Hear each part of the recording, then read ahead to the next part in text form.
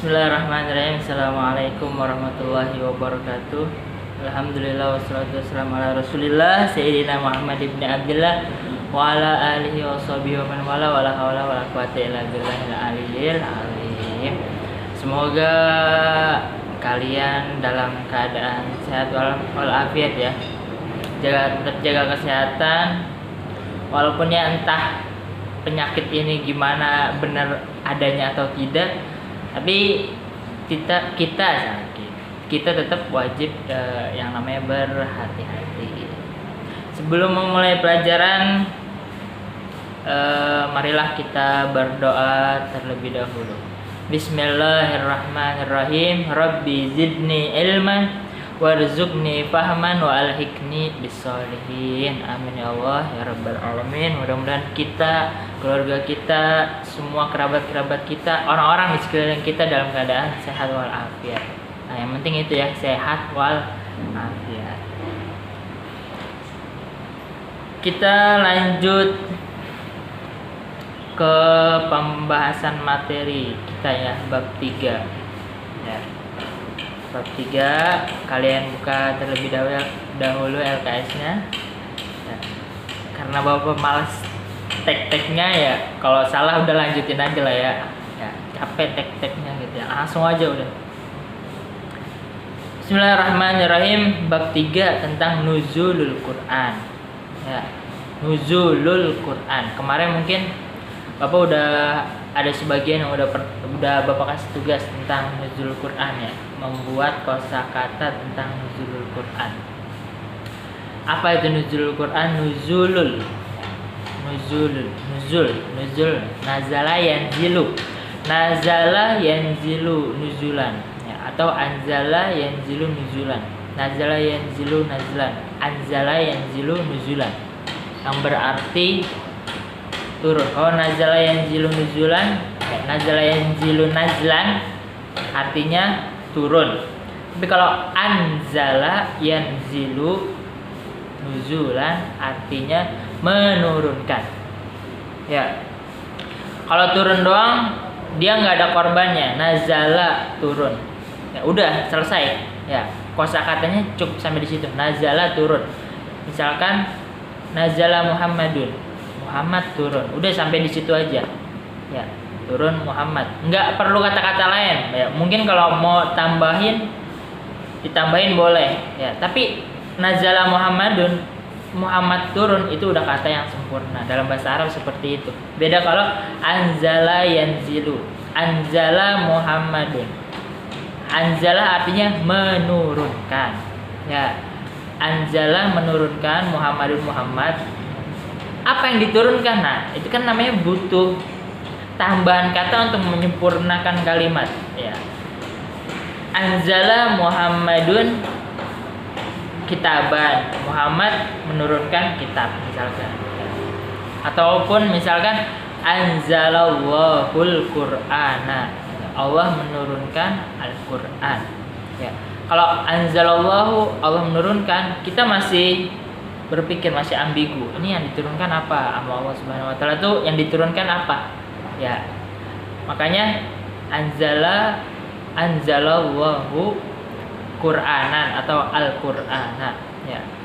Anzalallahu Al-Qur'ana atau Qur'anan, Allah menurunkan Qur'an. Itu yang disebut kalau dalam pelajaran bahasa Arab itu fi'il, fa'il, maf'ul.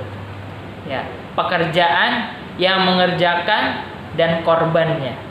Ya. Contoh lain misalkan doroba, memukul. Ya. Siapa misalkan Joko, ya, doroba memukul, Joko memukul, harus ada korbannya, maf'ul bih. Ya, Zaidan, Z, Joko memukul Z. Ya, fi'il, fa'il, maf'ul. Kita sekedar tahu aja ya, sekedar tahu lah. Walaupun kalau kalian ingin mendalami materi tentang ini, kalian butuh effort, atau ya kalau kalian ingin mendalami itu butuh waktu yang cukup lama ya. Bapak makanya belajarnya kan ada yang namanya, makanya kunci kalian bisa bahasa Arab itu 3. ilmu nahwu yang tadi kita pelajari, ilmu shorof, sama kosakata bahasa Arab. 3 ini harus menjadi pegangan.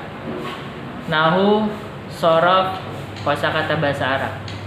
Kalau kalian bisa 3 ilmu ini, ya nggak harus mendalami banget, tapi kalian bisa membaca kitab. Kalian bisa ngomong bahasa Arab dengan bahasa Arab yang fusha.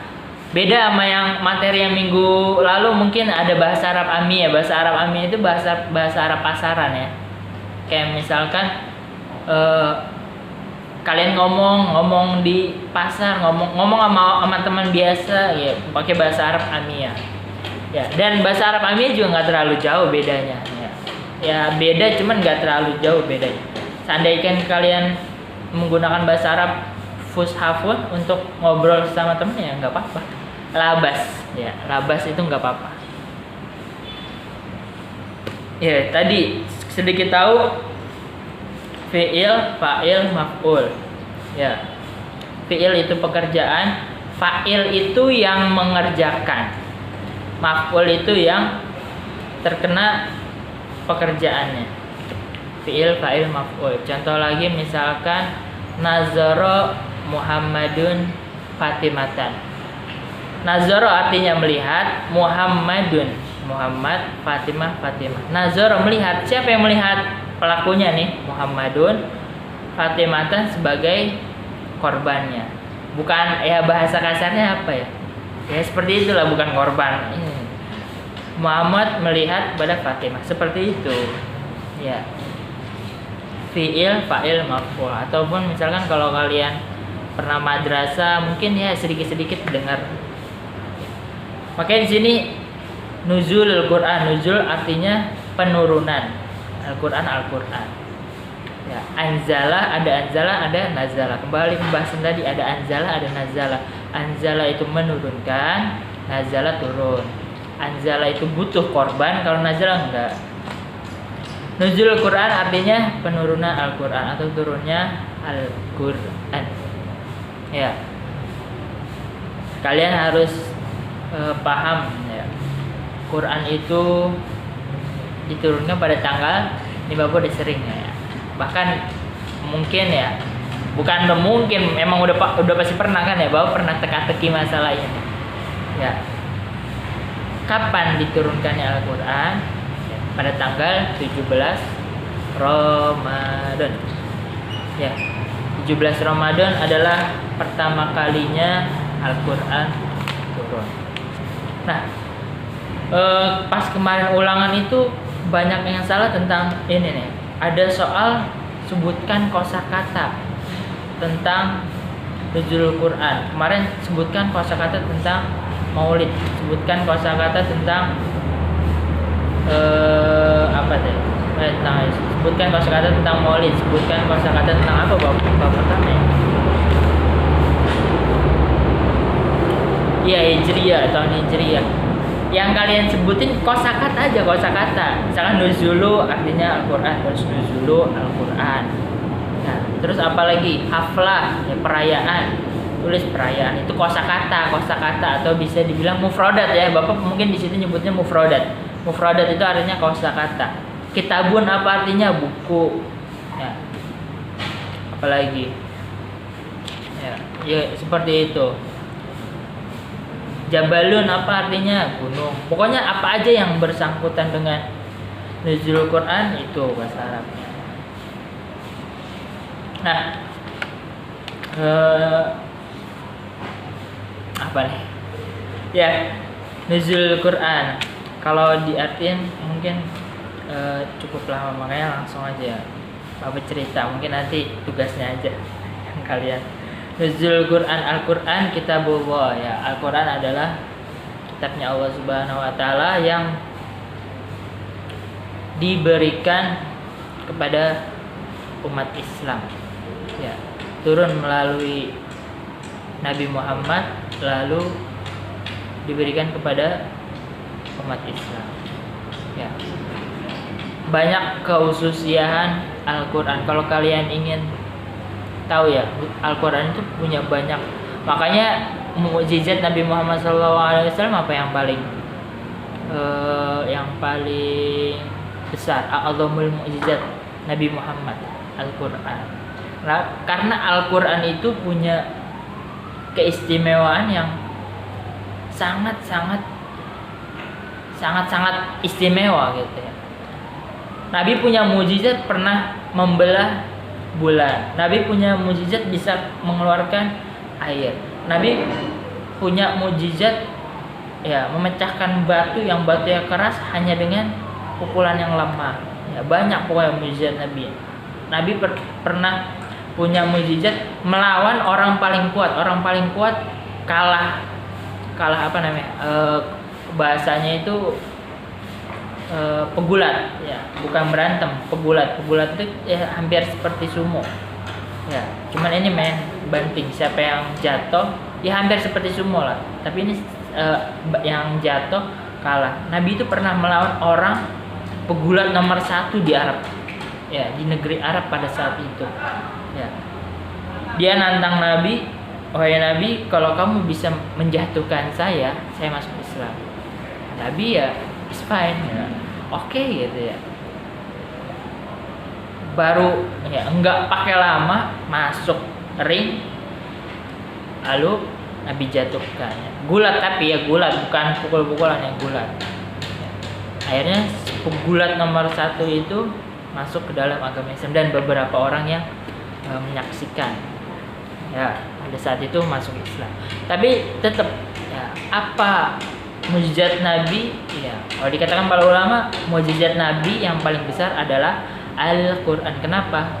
Karena pada zaman Nabi Muhammad sampai cucu-cucu kita nanti, itu berapa tahun silam tuh, Al-Qur'an akan terus bisa kita saksikan. Mukjizatnya itu masih nampak. Ya, beda dengan mukjizat Nabi tentang pembelahan bulan. Kita nggak ngelihat mukjizat itu ya, tapi kalau Al-Qur'an kita bisa melihat mukjizat itu ya.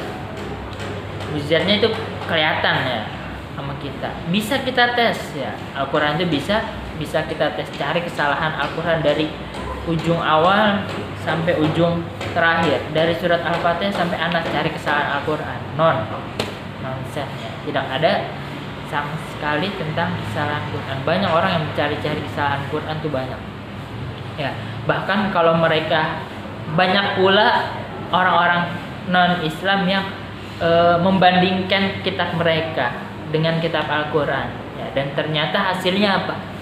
Kitab Al-Quran itu lebih otentik ya, yang satu ya, otentik itu asli.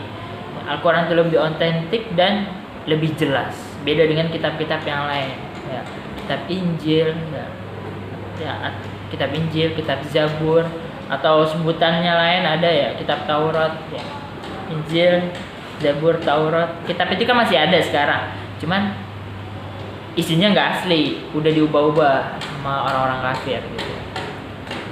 Dan isinya pun ya jauh berbeda gitu ya, lebih jelasan dengan apa yang ada di dalam si Al-Quran seperti ini.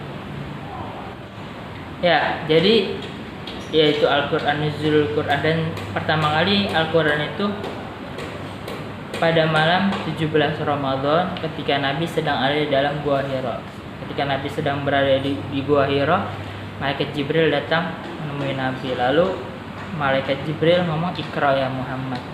Nah, lalu kata Nabi Muhammad, "Ma'ana biqari." Ya, kata Nabi Muhammad, "Aku tidak baca." Ya, jangan pernah mengartikan ini untuk rasa sopan kita ya. Nabi tidak bisa baca, bukan, tapi Nabi tidak membaca ya, atau Nabi tidak butuh baca, itu boleh, atau Nabi tidak baca ya. Jangan mengartikan Nabi tidak bisa baca, karena salah satu syarat menjadi Nabi apa? Fatona, Nabi itu cerdas, dan Nabi pasti bisa baca ya. Tapi karena menghilangkan nantinya kalau Al-Quran itu adalah karangan Nabi, makanya Nabi tidak membaca ya. Nah, ketika Nabi ngomong seperti itu, lalu diulangi sama malaikat Jibril 3 kali, lalu Iqra bismi rabbikal ladzi khalaq. Lalu diimlakan, bukan disuruh membaca tapi diimlakan. Jadi kayak misalkan atau talqin ya, ditalkinkan itu dikasih terus disuruh ngulang ya. Lalu malaikat Jibril bilang Iqra bismi rabbikal ladzi khalaq khalaqal insana min 'alaq Iqra wa rabbukal akram alladzi 'allama bil qalam 'allamal insana ma lam ya'lam. Surat Al-Alaq dari ayat 1 sampai ayat 5. Itu surat yang pertama kali turun ketika pertama kali turunnya Al-Qur'an. Al-Qur'an tuh turun enggak langsung brok gitu, turun enggak. Tapi beberapa ayat turunnya itu terkadang selaras dengan keadaan seperti itu. Jadi makanya Quran itu pada zaman Nabi ya, pada zaman dulu itu enggak langsung dibukuin kayak kita seperti ini, enggak. Quran itu pada zaman dahulu ya tertulis di tembok ya, tertulis di batu ya, tertulis di pelepah-pelepah, di kertas pun ada. Enggak seperti kita yang langsung jadi buku seperti ini, enggak ya. Lalu ke yang tadi dulu. Akhirnya Nabi setelah itu Nabi pulang lalu ketemu Sayyidatuna Khadijah ya. Kembali ke yang tadi ya, Al-Quran itu pertama kali turun enggak langsung bukuan seperti ini, tapi secara acak-acak, masih acak-acakan. Lalu pada zaman Sayyidina Umar mulai dirintis dan terkumpulnya pada zaman Sayyidina Utsman bin Affan. Ya, pelopornya Sayyidina Utsman bin Affan. Pelopor orang yang membukukan Al-Qur'an itu Sayyidina Utsman bin Affan. Dan ini salah satu bid'ah, sesuatu yang bisa disebut bid'ah yang hasanah. Enggak ada di zaman Nabi, tapi baik gitu ya. Coba kalian pikirkan seandainya enggak ada Quran yang seperti ini. Ya. Mana enggak ada Al-Quran seperti ini ya, apa jadinya orang-orang kita sekarang gitu ya, enggak tahu yang namanya Al-Quran. Makanya Sayyidina Utsman mengumpulkan Al-Quran lalu membukukan Al-Quran itu ya. Dan salah satunya karena pada zaman sahabat itu masih terjadi yang namanya peperangan, dan orang-orang yang hafal Quran itu banyak yang mati syahid ya. Ditakutkan nanti Al-Quran akan menghilang, makanya ya ide dari Sayyidina Utsman bin Affan, karena idenya sangat bagus, lalu dijadikan Quran bukuan seperti ini. Dan yang mengumpulkan ahli-ahli Al-Quran. Gak ada satu ayat pun, satu huruf pun, satu tanda pun yang keliru, gak ada. Semuanya otentik, asli dari ketika diturunkannya Al-Quran. Jadi nggak ada perubahan dalam Al-Quran. Al-Quran zaman Nabi Muhammad namanya nggak ada ya. Dari pertama kali turun Al-Quran sampai nanti Al-Quran itu hurufnya udah hilang atau kiamat ya, nauzubillah, mudah-mudahan kita nggak mendapatkan hari itu atau cucu kita nggak ada yang dapat hari itu ya. Ketika nanti hari kiamat itu Quran tetap sama dan tetap isinya seperti itu. Satu huruf pun nggak akan berubah. Misalkan kalian mau mengubah, ngapus satu huruf aja, satu huruf alif kalian hapus misalkan, itu nggak akan bisa ya. Karena salah satu mukjizatnya Al-Quran apa? Gampang dihafal ya. Banyak hafiz Quran tuh banyak. Beda dengan Injil, Zabur, Taurat. Kalian cari orang yang hafal Zabur, Taurat secara seluruhnya tuh jarang. Tapi Al-Quran, mukjizatnya Al-Quran ya, hafiz Quran di mana-mana bertebaran. Dan mudah-mudahan kalian menjadi salah satunya, amin. Amin gitu ya. Walaupun kalian misalkan nggak hafal Al-Quran, seenggaknya 30 juz. Atau mau nambah 5 juz. Atau surat-surat penting mau kalian hafal, Al-Kahfi, Ar-Rahman, surat Yasin itu lebih bagus. Ya. Ya, sekian pelajaran hari ini karena sudah, mungkin kalian juga sudah bosan ya, dan kalian juga mungkin nontonnya ada yang di skip atau ada yang nonton awalnya doang, ya nggak apa-apa lah, terserah kalian ya. Karena yang dapat ilmu ya kalian, yang pintar kalian. Bapak hanya menyampaikan apa yang Bapak punya, dan itu menjadi pahala bagi bapak. Ya, ketika kalian punya satu ilmu, kalian ajarin ke orang, itu pahalanya besar dan kalian akan mendapatkan ilmu baru. Ya, ketika kalian ngasih ilmu ke orang, itu kalian akan mendapatkan ilmu baru. Ya, itu faedahnya berdakwah. Ya, status itu jangan yang galau-galau mulu, kali-kali status tentang hadis. Ya, cari aja faedah-faedah, kan banyak status tentang kata-kata mutiara ulama gitu ya. Jangan status galau-galau mulu gitu ya.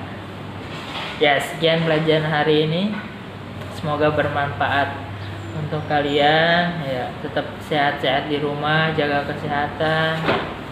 Main boleh, tapi jangan hati-hatilah mainnya. Ya kalau emang takut ya di rumah aja. Ya, di rumah lebih aman. Ya. Tapi kalau kata guru saya emang seperti itu ya. Saya punya guru itu, di luar kata guru saya itu, di luar udah nggak aman. Meskipun nggak ada penyakit, tapi maksiat di mana-mana. Lebih baik di rumah. Ya. Walaupun kalian di rumah juga tetap maksiat, tapi lebih baik maksiatnya di rumah. Lebih minim daripada maksiat yang ada di luar. Seenggaknya seperti itu. Ya. Sekian pelajaran hari ini, mudah-mudahan berkah. Ya. Kita akhiri pelajaran dengan kafaratul majlis. Subhanakallahumma bihamdika asyhadu an la ilaha illa anta astaghfiruka wa atubu ilaik. Assalamualaikum warahmatullahi wabarakatuh.